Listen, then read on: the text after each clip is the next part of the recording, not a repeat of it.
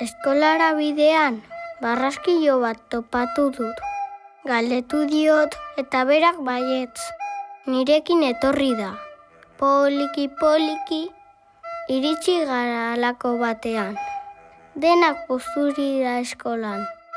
Mukitxu jarri diogu izena lagun berriari. Mukitxu!